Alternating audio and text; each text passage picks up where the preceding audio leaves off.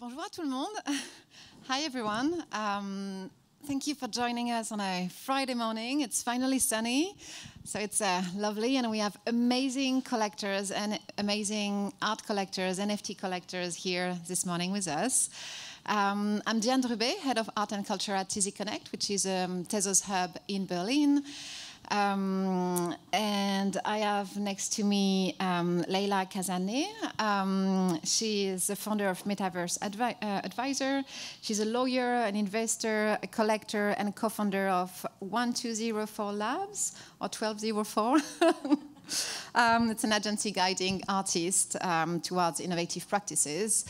I'm delighted to have Sylvain Lévy, co-founder of the DSL collection. He's a visionary collector, art collector of Chinese contemporary art, and a really future-driven art innovator. He was I'm going to blush. he was the first to put his collection of Chinese contemporary art in virtual worlds more than a decade ago. So if you don't know the DSL collection online, please check it. Jean-Michel Payon, Chief of Staff at Ledger, a very famous and active NFT collector and crypto maximalist, co-founder of NFT Factory Paris. We just opened this week and officially on Monday. Yeah, very, very good place. Check it, just in front of the Centre Pompidou. And also co-founder of France FinTech as well. Brian, who is also called Artema.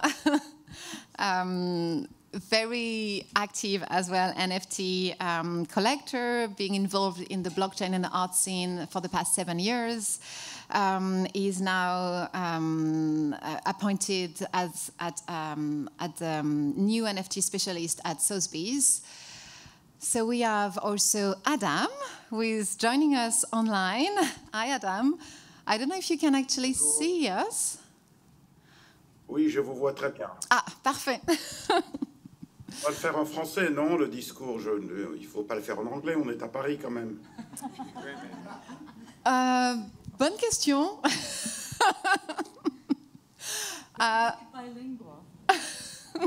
We can switch from French to English. It will be a little bit messy. But indeed, it's actually well spotted. We are all French-speaking people as well. But yeah. It's the decentralized world. We can each speak whatever language we want. I would love that. For YouTube, it's better in English. For what? For YouTube, it's better in English. Indeed, we have everything being live streamed on our website right now. So let's keep with English. Adam, really nice to welcome you here. Adam is also a very active collector. He operates Venus over Manhattan, a gallery dedicated to iconic historical and contemporary exhibitions. This panel of 5 collectors is really exceptional, so thank you so much for joining us. NFT collector, what does it mean? What does it mean for you? Do you feel that you are an art collector? Do you feel that you are a patron? Do you feel that you are the friend of all the artists that you collect? How do you define yourself? Leila, do you want to start? Sure, can you hear me? Yeah, the mic is working. NFT collector, so for me, even though I am a contemporary art collector, my NFT collecting is completely different. So I really came into this world from the technology point of view, even though I'm not a big tech person, but it's sort of, into that, I'm a lawyer, as you said, I've always worked in the financial markets, and in 2015, just out of curiosity, I read the Bitcoin white paper, and that just sort of blew me away. I couldn't believe that this guy, in just 5 pages, was describing a world without lawyers and without banks that could actually work. And that was sort of my awakening into the crypto world. I got into the rabbit hole that way. So first with Bitcoin, then Ethereum, the idea of programmable money, smart contracts, and then NFTs as these things that can actually transfer value on-chain without going through various intermediaries. So that sort of was my journey, and my first NFT collection started with CryptoKitties. Do you remember those? It was sort of late 2017, a collection of digital cats that you could sort of interact with, and you could connect different cats to each other and breed new cats. And anyway, so that brought me sort of to where I am now, and the art aspect of it came much later. And in 2 words, how can you define yourself as an NFT collector? Or one word? Excited about the future. Good. Adam, what about you? Well, I came at it from 2 perspectives. In 2018, I tried to create a cryptocurrency of fine art, where we would basically raise $100 million, buy a collection, and tokenize it for the benefit of all the token holders, which was very interesting. It was a great launch in Miami, and then Bitcoin went from 10,000 to 2,000. Ended that story, and I came back buying CryptoPunks, and then Meebits, and then I was very interested in the Bored Apes, and I was very lucky to meet Beeple and become a fan and a friend of Beeple's. And then I coincidentally bumped into a guy called Snowfro, Eric Calderon, and I said, hey, why don't I do a show for you? He said, are you serious? No one's ever offered me a show. I was like, okay, let's do it. So we did a show of Chromie Squiggles. He's the founder of Art Blocks, and he's also one of the great unicorns in the NFT space. So lucky that that's the guy I started with. And Venus ended up minting about 350 Chromie Squiggles and basically finishing the mint of 10,000. And through Eric and Beeple and all the events that I've held, meeting the guys from Larva Labs and the people from Yuga Labs and Jean-Michel Payon, and speaking with him about the European perspective and Ledger and all of that. I've had the pleasure of doing three or four shows of NFTs for Eric Calderon, working with Justin Aversano, the great photographer, where we created a whole mint for him called Cognition and Exhibition. And I'm coming to Miami, this Miami now on December 1st, doing another exhibition of Chromie Squiggles for the benefit of the Squiggle community. So I have a collection, and I'm very interested in getting other people to look at digital art, to collect, and to understand the whole sort of economy of the NFT world. I got my Chromie Squiggle from Venus over Manhattan, so thank you for that. Thank you. Thank you for your support. And by the way, it was a very good deal.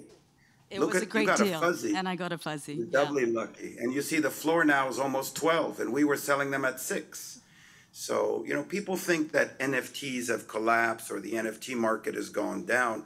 Obviously, all the crypto markets are down, but some of these projects are very healthy. And those are the ones that will survive the winter, and I think will become the pillars of what's a new collecting audience and a new art collecting world on the computer. Brian, I see you nodding. Yeah, I think what he said I was absolutely agreeing with, to be honest. How have you started to collect?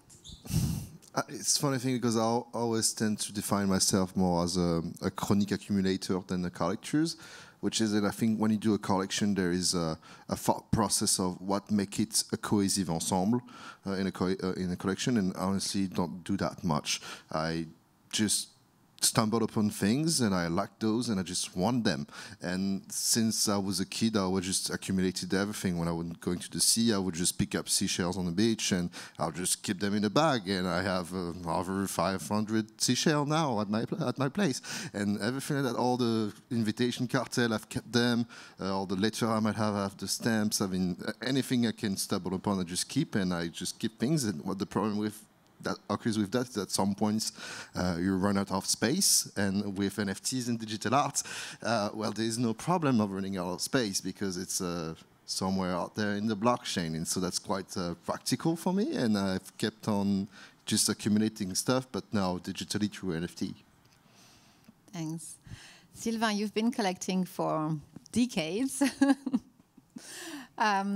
How do you define yourself, and how do you define yourself in this Web3 space?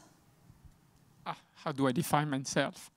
I define myself as being obliged to reinvent myself. And being obliged to do it for many, many times, and especially now. I think that we are living in a very unique area in the human being. I think that the COVID showed us that a part of being Homo sapiens, we are Homo numericus, and more we'll have to live, especially with the metaverse, we'll have to live with another life. And in this another life, in these new spaces, blockchain will be very important, and naturally NFT. So I think my perspective is not just about art, but is about how the society will move within the next 10 years, and how, I shall say, we will address the way we will, I shall say, consume art, but also exhibit art, and especially to the young generation. This is my first perspective. I'll tell you something which makes me a little bit laugh, if I can speak like that, because you're speaking of my long past. You know, there is now a kind of new hype called the ultra-contemporary art, which is an important part of the market. The ultra-contemporary market is about paintings. It's not about NFTs. So it shows you a little bit the difference between what is the art market and what is the society. But I think it's an interesting point to see how the art market is reluctant, or even the art community is reluctant to adapt to the new world, to the new people. And what we do with this collection is to try to do that. And just a few words, we've been on Second Life in 2012, we went in virtual reality 2015, 2020 we went in video games, and on the metaverse in 2021. And we just launched this week a Ukrainian pavilion with a Ukrainian platform, blockchain platform located in New York, where we exhibit artists from the Ukrainian. We had 200 artists responding to the open call. We show fashion design inside. We show museums. And we have a lot of things. And this is related to a space with NYU and related with a space in Shenzhen. So I think that this is all the spaces where we'll be inhabited by this new type of work. And then after we can speak of the creativity of the NFT, but perhaps later I can tell my opinion on that. It's a pleasure, thanks. Jean-Michel? I see myself as building bridge, basically, between the old art collection world and the new world. And as Sylvain just said, I think it's a very much, for me, it's a technological shift, it's a generational shift, and it's a cultural shift. And if you take a bit of distance with what is happening right now in the NFT space and the digital art space, I think that we are seeing many things at the same time, but one thing that always amazed me is the ability of the younger generation, like Brian, and even younger people than you, actually, like 15, 20 years old. They immediately get it, right? They ask me no question. They just like they get TikTok immediately, Snap immediately, etc. They just get it. You know, they don't push back or say yes, but you know, we did that way previously, and you know, it cannot happen that way. And you know, art should be physical, and then it should be paintings, it should be sculpture, etc. So for me, it's really like, again, bridge gap. Building bridge, and that's also the reason why we built this kind of NFT factory. And just to finish and to continue on the rest, I'm also seeing myself as a patron for the NFT photography world, which is a segment of the NFT fine art, which is very small. It grows a lot. Obviously, I know Adam very well. He's a friend of mine, and Justin Aversano is an amazing artist. He will probably enter a museum next year, etc., etc. So I collect and support this kind of big artists, but I also try to support the younger, the emerging art scene, which is very important because probably that one of them will be the next Peter Lindbergh or whoever. Brian? About the generation shift, it's true that I understand what Jean-Michel said, because I always tell this anecdote of when I was like, I think 9, 8 years old, rather than asking for, I don't know, a bike or a toy for my birthday, I would ask for currency within the MMORPG I was playing back then, which seems odd. Like my parents was like, "You want a currency in a game for your birthday?" And I was like, "Yeah, I spend all my day on that game, so of course I'm gonna have much more use of those." And so I sort of thought about that when I started with NFT, because I was like, okay, even when I was just a little child, I would value things that were digital, that were not in the real world, quote unquote, but because I could understand the value of it. And I think this has to do with, quite a generational shift. My 16-year-old son totally gets it, completely. I'm actually wondering because, Jean-Michel, you were talking about the medium, and Sylvain, you were saying that paintings are actually ultra contemporary art. We had this beautiful discussion just before explaining the rise of new artistic medium. What do you collect? What is actually your favorite medium? What do you look at? Do you look at aestheticism, platforms, blockchain, technology behind? Do you look at data? Or as Brian said, he just sees it and he collects. What is your way of collecting? I think I end up like, it's a question artists often ask, like, how do you get the attention of collectors, right? And a lot of people will tell you, oh, you have to be on Twitter 24/7, spamming all the time, which is honestly not true. I think I mostly discover artists through serendipity, in a way that I would collect one artist and then I would have the discussion with that artist about his art or just the thing he likes, his friends, and I end up discovering all the sort of social circle there is around those artists, and they would often, tell me to check out some of their friends' work, etc. And I think that's really something that is unique to NFT, because I can imagine a contemporary art artist from the traditional art world orienting one of his collectors to another artist. There is often already, territorialist with the collector base, and they would not really share about their friends' work, etc. So that's often why I tell artists to, try to be known by your peers before being known by collectors, because that's really one way to discover it. And it's often, a bit stumbling upon, but those how to stumble upon an artist is often through discussion with other artists, with other collectors, and so it's direct recommendation. I honestly really rarely discover artists through marketplace feed or Twitter post or whatever. It's mostly direct discussion with collector and artist, and it's mostly things I collect are things that resonate with me to an emotional level. I don't care about the medium, can be music, something that is spiritually, something that is 3D or illustration. I don't really disregard any medium in particular. It just has to resonate with me, and it's often almost a Madeleine de Proust in some aspect, which is just, it makes me think of a memory that perhaps I'm the only one seeing this in the work, and that's just enough for me to resonate with it and wanting to support those artists in their work. Generally speaking, I think that the NFT art doesn't vary a lot from the other kind of artistic current or anything art mediums. The best collectors are the artists, for me. And that's basically exactly as you said. When you know a good, and again, Justin Aversano, we discussed, he was in Paris last week, and we spent a lot of time together, and obviously I'm asking him, what his next projects are, but obviously, who are you collecting right now? Who are you kind of monitoring? And guess what? He just bought one on Friday, and just the next day I bought from the same artist. So that's also Which one was it? I cannot tell because I'm building up my collection on that. But the good thing with actually, I'm saying so, but actually it's quite easy because you just have to follow me on Foundation, and you will see. You just have to find which artist is both collected by Justin Aversano and myself, and you will quickly find who is it. Sylvain? Interesting, very interesting. For me, the best collectors is like Adam. It's a person who is capable to reinvent himself, to go into 2018, into the NFT, to the blockchain. It's not a question of age. Sorry, it's not a question of age. It's a question of how you envision the things. Shushkin was able to discover the French Impressionists before the others, and it was not about NFT. So I think that it's a question of who is in front of you and how he wants to, put himself in a kind of always curiosity.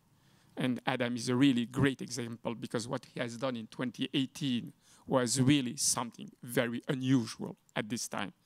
So for me, this is I think something which is important. The other thing which is important is that, you know, in art we had a lot of different types of movement. You know, and NFT perhaps is a new type of movement. We went from digital art to crypto art, and perhaps crypto art will bring new types of artists, new types of people interested by that. So I think it's part of the history of art.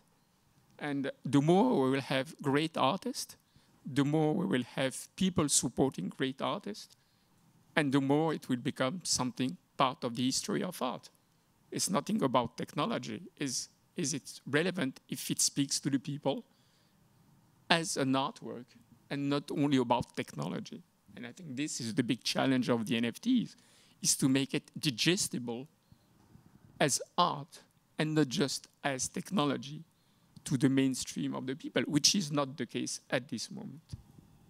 If I can add two things. The first is, I totally agree with you that Adam is probably the best collector I know, and I actually very often give the example of Adam, exactly for the same reason, because Adam, as you know, collected Jean-Michel Basquiat, Keith Haring, Jeff Koons, etc., and he had the ability to move into the NFT space, and guess what? He's got, you know, probably two of the best artists I also collect, Snowfro and Justin Eversano. So for sure, he's one of the best, and he's actually, again, an example. The other topic relates more to the generational shift is not the fact that the younger generation is better than the old one. It's just that you happen to have an easier onboarding of new collectors from the younger age than, you know, people that are already installed in their kind of collection because they are good at collecting certain impressionists or whatever, and maybe for them it's a bigger stretch to get into NFT art. And the last bit is about the technology. You are totally right. For now, NFT art, if you put that all together, it's a very, very niche market. It's a very small, there are very few collectors, probably, I don't know, 1 million, 2 million max. If you look at all the address of NFT wallets, OpenSea, Foundation, etc., and you try to merge those 4 or 5, you get to 2 million. So that's very, very small for me. Still, I think that the technology is a medium, it's not the end, and it's a way to display, it's a way to create, and therefore I think that it's actually even more universal than any kind of art, because I don't need to be in New York to collect Eric Snowfro. I don't, as an artist, you don't need to be in London to be displayed. You just have to have a connection, internet connection, to have a wallet, to create, to mint, and then, yeah, there are collectors, there are platforms, there are Twitter, there's a lot of things that enable you to distribute and to communicate about your art. But for me, it's just like internet was called, you know, the small village of world 25 years ago, something like that. For me, NFT, technology, will also bring that to the art and the cultural world, because we are talking about art, but there's also culture. To my mind, it really actually make the art market finally global and inclusive, meaning that, well, let's talk about the art market for digital art. Like before, it was not possible to start collecting for a few cents or few euros, and it was not even possible, 2 years or 3 years ago to mint an NFT. Put a digital artwork on the blockchain for a few euros as well. So in terms of artists and collectors, it is purely, like, it is really, really global. It's not just saying that we have a few people from the different part of the world. We have thousands of people from the different part of the world. The Tezos community is really, really active in Malaysia, in the Philippines, in India, in Brazil. Africa is also rising very fast, and you can collect for a few Tez. And that's really something huge, meaning that if you are actually a fan of art, a fan of digital art, you can become a collector. And this was something which was totally not possible. Like, I remember I was working at a gallery called the Toast Gallery, like 15 years ago, and the idea of this gallery was actually to make art available, affordable to everyone. So you can buy painting from Atlas at €100. And this was really something strong, and I really believed in this vision of making art totally available, affordable for everyone. Well, the galleries doesn't exist anymore. But now we really see that everyone can become a collector. And that's why also I was asking you, how do you feel about you being a collector? Because I feel that a lot of people now, they collect also because they want to support a friend. Artists are collecting because they want to be part of a community. You're becoming way more than just collectors. As you said, Jean-Michel, you're also becoming a patron. So it's a... the collector is having a very important and crucial role to play in this market. Well, before it was not so included, not so linked, not so direct, not so linked with the artists themselves, I think. Except the artists that you collect, obviously. But now collectors are really part of the community of artists as well, which is quite different. Adam, do you want to reflect on that? Well, I think it's interesting because I really agree with what Sylvain said. I mean, you think about what's considered very contemporary, hyper-contemporary is paintings. It's the newest paintings, and we're getting into a world where primary sales in the art collecting world are just flying off the shelf. But what we haven't discussed here is, the context of this talk is during Art Basel in Paris, which doesn't have a single NFT in it. And, will it ever have NFTs? Is this something that's going to enter into the world of fine art, or are we in a different category?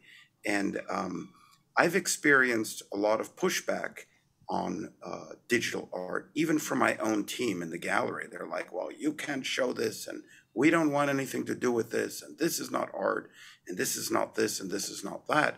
A lot of negative projections onto anything digital, mostly because of the speculative nature of how the NFT market sort of ballooned and mushroomed.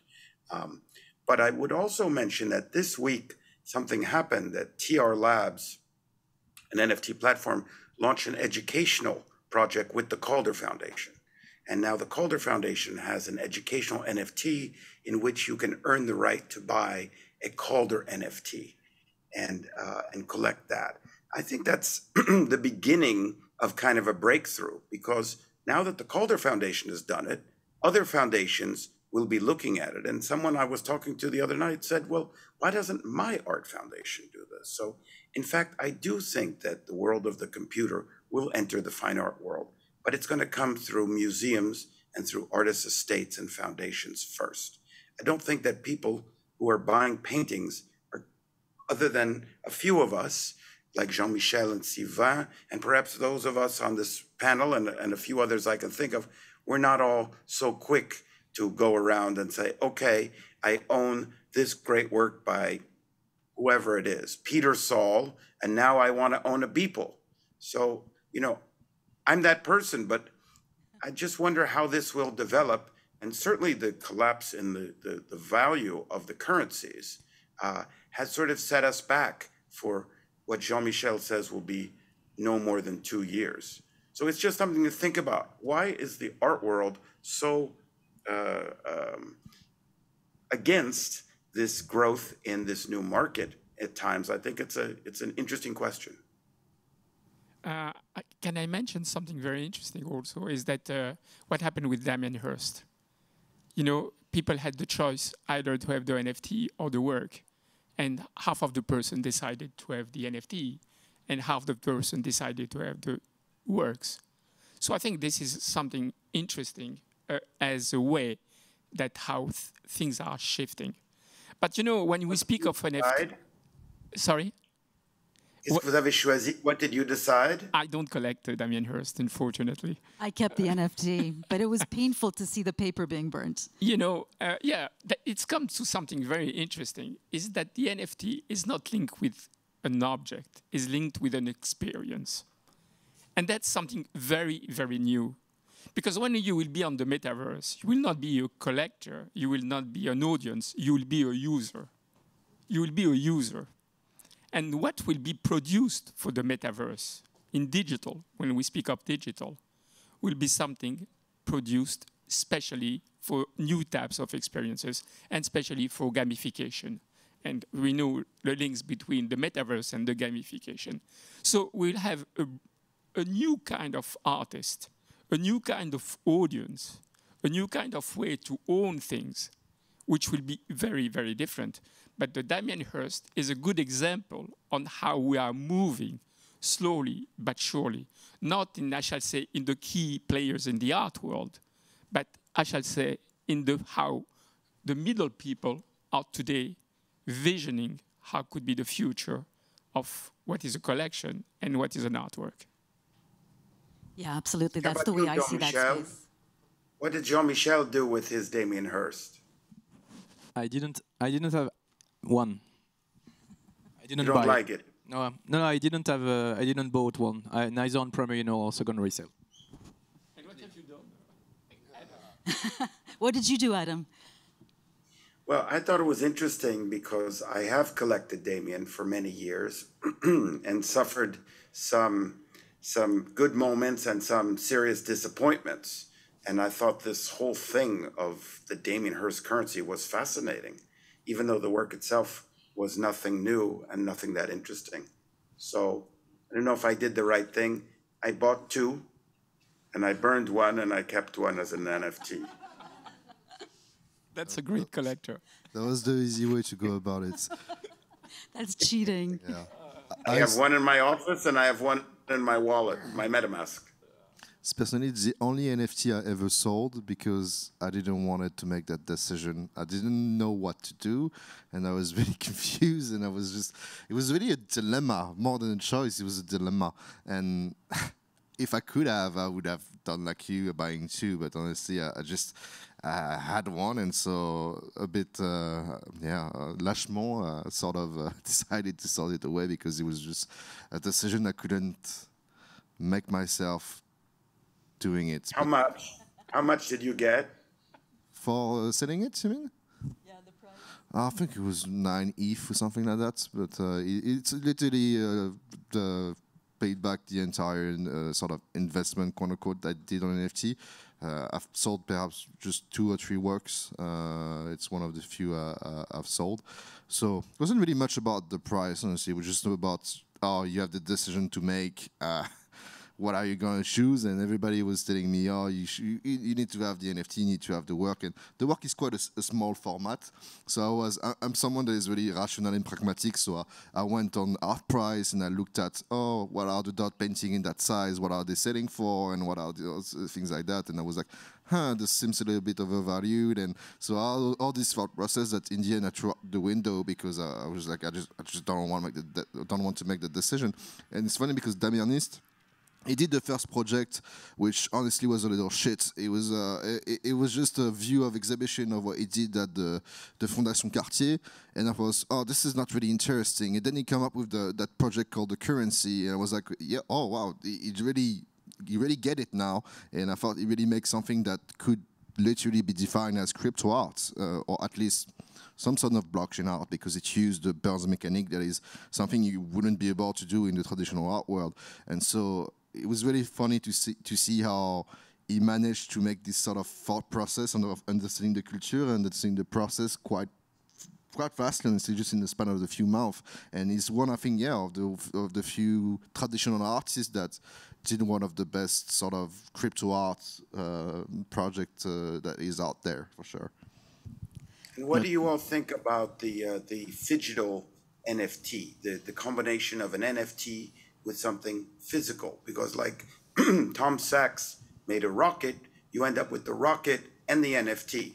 Or, Damien Hirst made this, you can get either this NFT or you get the piece of paper that he made, or things like that. Because I spoke to Eric Calderon the other day about it, and I think it's very interesting because I'm coming from the physical collecting art world, but he thinks it's very bad. He thinks that NFTs should remain pure and should not be connected to physical objects in any way.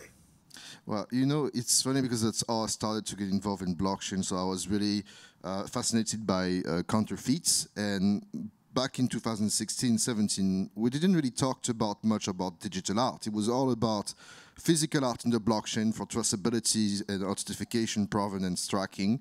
And we didn't talk about digital art that much. And even CryptoKitties is hardly arguably an art piece. It's more about a collectible.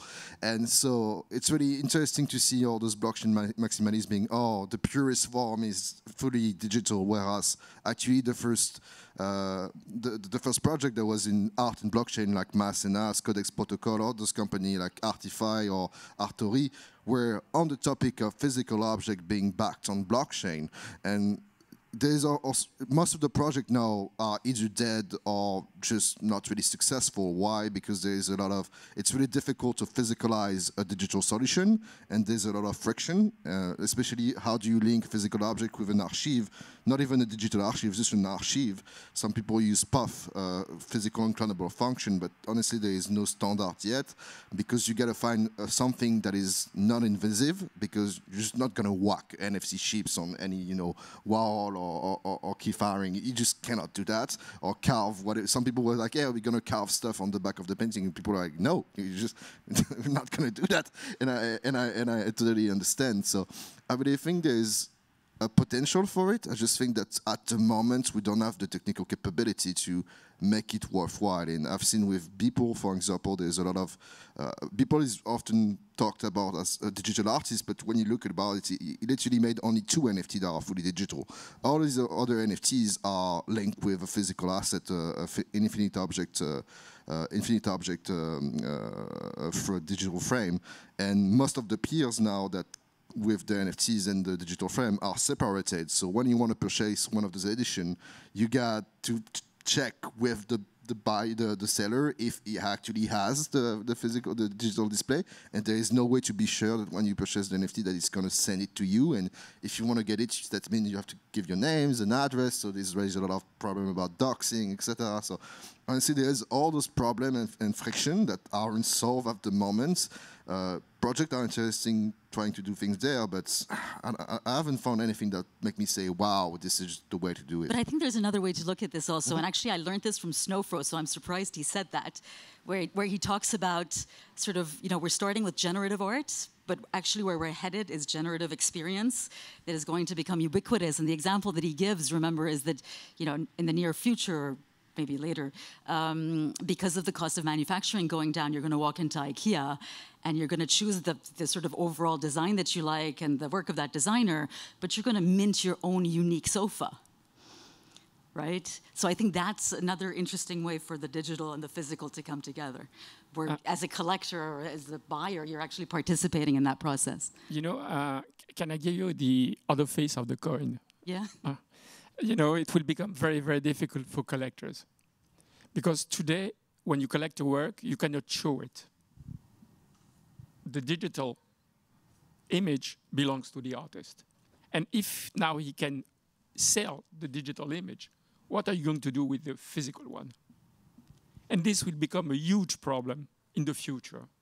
How you will manage the physical and the digital as a collector. And this is, for me, the biggest issue for the future, especially when you will be tending to show your collection in virtual worlds. Because this, for me, is my real concern for how I will build the collection for the next years, knowing that I have this. I have to take into account the physical and the digital. If I may add something to that, I think because maybe I'm more collecting photography, it's easier because an artwork or photography can be digital. Actually, most of the photographers are shooting with digital cameras. So therefore, the NFT that they mint, the main artwork is digital. It's created as digital, and therefore, what I collect, I call it the digital. Twin? No. Le négatif numérique. I don't know how to say it in English, but tu sais comment on dit negative? So digital negative? Okay, so digital negative. What I collect is the digital negative, and I have a story to tell about Bruce Gilden, who is a famous photographer for Magnum. So basically, I buy the first, the primary art, I would say, and then eventually the artist, and I buy mostly one-on-ones, and then the artist eventually propose to print a physical twin of the digital, but the original, to the point of Sylvain, the original remains the digital. No, the digital piece is the original, and the print becomes a kind of accessory. So it's kind of flipping up the other side, which exactly was Brian was saying before, which was initially the blockchain technology in art was used as a mean to kind of prove the authenticity and the authenticity and the traceability of whatever you want. And now, at least for me, when I buy an artwork which is digital, what matters is the digital one. The physical, it's for me not almost worthless. And a story, and then I end the mic back. So Bruce Gilden is a photographer. I bought one of his one-on-one photography. That happens one of the print is at the MoMA.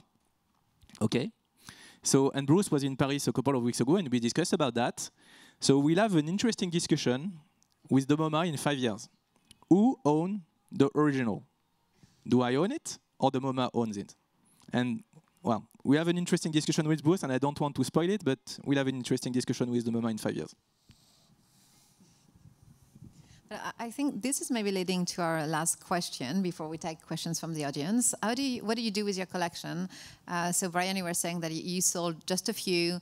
Sylvain, you are showing a collection in virtual worlds. Can you tell us more? What do you do with your collection, knowing that, exactly as you said, we are normally not allowed to actually exhibit our NFTs, except if it's actually written in the contract directly. So what do you do with your collection? Most NFT license does take into account what Sylvain was talking about, which is called, I think, reproduction rights, which happened is that I had the problem with a friend of mine who was a collector that wanted to make a book about his collection, and he realized that if he needed to illustrate that book, he will need to pay all the artists reproduction right, even though he's the owner of the artwork. He was really surprised by that. It was like, okay, I wasn't aware of it, and most of the time artists are fine when you post pictures on Instagram of your collection or views, and in the end most of the time the reproduction rights are ignored, even by artwork stakeholders. So what I like to do is actually playing around with on Cyber. I don't know if you use some of those tools, because they're, I think, easy to play with, and I do like to put some VR sort of gallery, and perhaps sometimes makes a little thread about artists I collect and why I collect them, and things like that. But most of the people from the art world are like, hey, how do you enjoy your art collection, because you cannot see it, right? And I often tell them, look at the data on your phone, and you'll realize that you spend more than 8 hours looking at your phone, and so you're most likely more looking at your phone than you're looking at the outside world. And so the works you see the most are perhaps the one that you have as a fond d'écran on your phone. And so and that's happening sometimes when you have artwork on your wall, you almost forget them because they're around around yourself all the time. When you're on your phone or device, I don't know, I feel like I just enjoy them even more. I realize they're there because I see them all the time, but right in front of me, not around me as decoration. And I think that the decorative aspect not being part of NFT really is a really positive thing, because when I work in galleries, some people were like, oh, I like this piece, it will go well with my sofa. And I'm like, that's not really the way to go about it. And if there is not the decorative aspect, I think we give more importance to the conceptual aspect of the work. I don't know, that's what you do as well. Yeah, exactly. Yes, absolutely. Yeah, for me also, it's not the point to actually like hang an NFT or have it on a screen on my wall. It's more about first of all, we spend a lot of time on screens, not just our phones, but our desktops, etc. And I enjoy my NFTs like that. But for me, it's even more important. I mean, the reason why I collect is because I want to be part of that culture, part of the community. And when I collect an NFT, others see that I collected that NFT. As collectors, we connect. As artists, collector, we connect. With the artwork, because of generative art, we connect. So those connections are, what's crucial for me. It's interesting because I think we are playing against what we want to do. And what we want to do is about disseminating and democratizing art. But when I listen to you, can I be very direct with you? I feel that today, to collect, you have to be a lawyer and a geek. you know. Before it was very easy to go to the flea market and to buy something. It's very easy to go to a library and to buy a book. But to buy today an artwork, you need really to be very, very, very clever. No. In terms of I strongly disagree with you. No, I strongly disagree with you. You know, today you need a wallet. I don't know how many persons from, I shall say, my age can use a wallet. You have to need to read a smart contract. And I can tell you, smart contract can be very, very tricky. So it's very, I shall say, very perhaps challenging the future. But I do hope that if you want to have big communities, that one day we'll just talk about an artwork and not something else linked with any type of technology. I think this would be the best way to democratize art. Jean-Michel? No, I strongly disagree with that because, again, I've been a young collector myself, and I must say that I have been very badly welcome in galleries. I will not quote any name, but even a year ago, I went to a very famous gallery, not very far from that, at a very famous, one of the famous gallery in Paris, doing photography, displaying JR, okay? And, okay, so you can all find who it is. And basically, I enter and I said, "Oh, I like this photo of JR. You know, can I buy it?" And the person said, "Maybe. Who are you?" And I said, "Google me," because I happen to be a little bit famous on Twitter. You know, just on Twitter, but that's okay. And I had a very, very bad experience. And with this gallery, so I said, "Well, do I buy it or not?" And I said, "I don't know. I need to ask my responsible who is in Dubai right now, an art fair, etc., etc." And it kept on for 2 weeks. And for 2 weeks, they kind of said, "Maybe you can buy, maybe you cannot buy." And at the end, eventually, they said no. And guess what? Even if they said to me yes, I would have said no. No, it's not democratic. So this is the kind of thing I don't like. And this is the kind of thing I face myself as a young collector. I have a lot of young people around me. And they are just like very badly welcomed by the traditional contemporary art. In crypto, NFT is totally different. You are anonymous if you want. You get docs like myself if you want.